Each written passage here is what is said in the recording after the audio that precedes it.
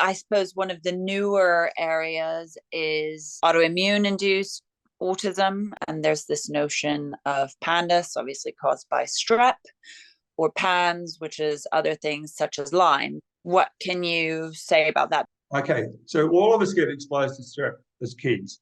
And I got my regular bout of strep every year until Dad took my tonsils out, basically.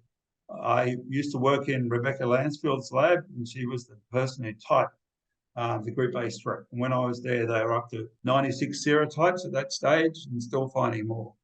And the common thing about them was that they have this group A polysaccharide, and until you're an adult or until you're about 18, you can't mount an effective immune response against the group A polysaccharide. And so you keep being infected. So we all get that.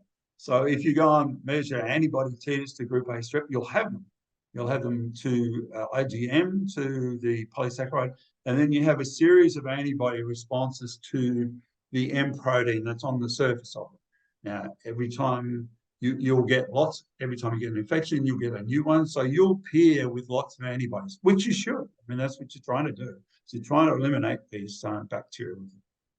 Now, when I was at the Rockefeller, they were all also working on rheumatic heart disease and a couple of other conditions that are supposed to be due to post-streptococcal. So there's post-streptococcal glomerulonephritis as well. And so definitely there are things that are post-streptococcal rheumatic heart disease.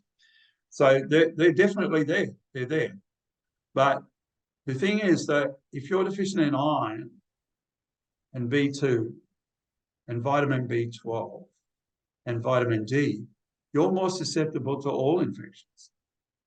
So which is first? Which is it chicken or the egg?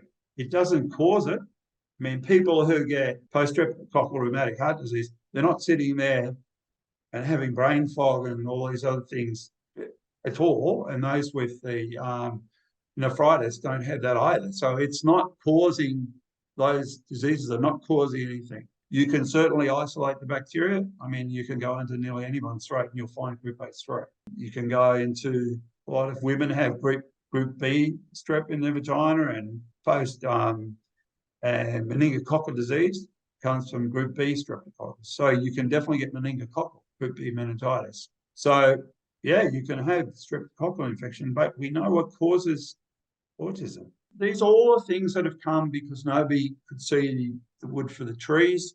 And they said, well, if it's not that, it must be something else. Let's develop a theory and run a few papers and then test. And you can do this. You can find antibody titers if you look. We all should have antibody titers to group A strep, all of us.